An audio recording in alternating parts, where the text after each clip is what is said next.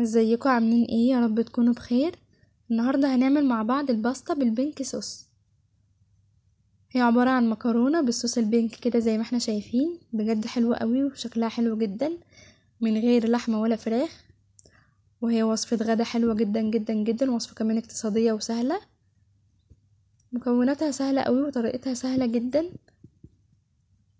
لو انت اول مرة تشرفيني، انا رحمة فراج ودي قناتي. ما تنسيش تعملي لايك وتشتركي في القناة وتفعلي زر الاشعارات عشان يوصلك كل جديد. بصي بجد شكلها حلو جدا وطعمها كمان حلو قوي قوي. بجد وصفة غدا حلوة جدا جدا وسهلة وبسيطة ومش هتاخد منك اي وقت. بصوا شكلها حلو قوي ازاي. انا بعد ما عملتها دخلتها كده في الفرن، اديتها كده وش زي البيتزا كده. الخطوة دي طبعا اختيارية. طعمها حلو، جربيها، حاجة جديدة كمان وهتعجبك قوي. يلا بينا نشوف الطريقة والمقادير عاملين ازاي. اول حاجة كان عندي كوباية من الصلصة متسبكة في البيت، طماطم متسبكة. حطيت عليها نص معلقة من الثوم المفروم، ومعلقة كده صغيرة من الزعتر، دي دقة زعتر كانت عندي يعني حطيت منها، ورشة من الكمون. واقلب الطماطم دي واخليها على جنب ونشوف هنعمل ايه. تاني حاجة هكون بغلي مية للمكرونة، هنسلق المكرونة عادي جدا في مية وملح. انا اخترت هنا المكرونة القواقع، انت اي مكرونة عندك. انا بحب المكرونة دي في الصوصات لانها بتشيل كده صوص من جواها. هنسلقها نص سلقة بس. هجيب حلة تاني واحط معلقة كبيرة كده من الزبدة وعليها حوالي 3 معالق كبيرة من الزيت، وحطيت معلقتين ونص من الدقيق، وهنقلب كده كويس قوي يدوبك بس ياخدوا على النار كده لون خفيف بالشكل ده.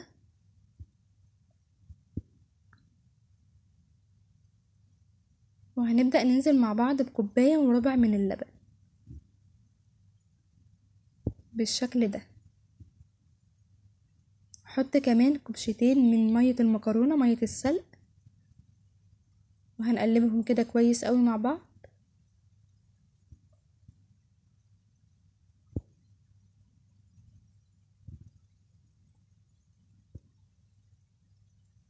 هيبدأ الصوص يتقل معانا كده زي ما احنا شايفين.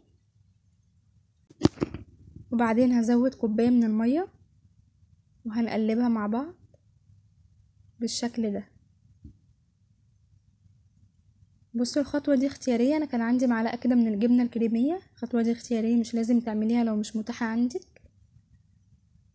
حطيتها كده عليهم وهنقلبها كويس قوي لحد لما تسيح معايا.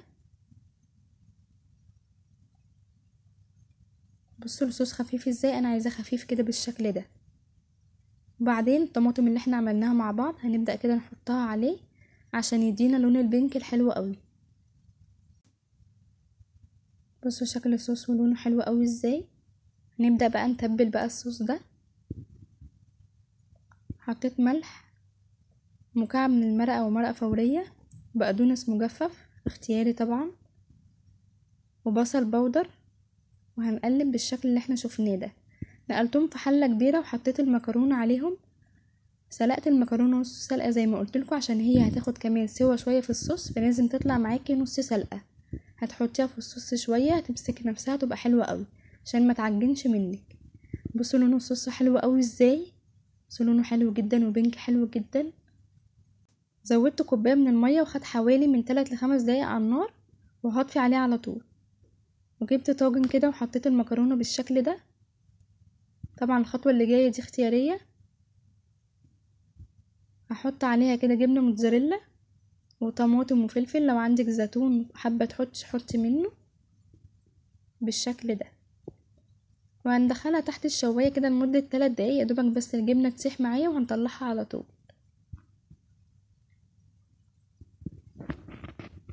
زي ما احنا كده شايفين بالشكل ده.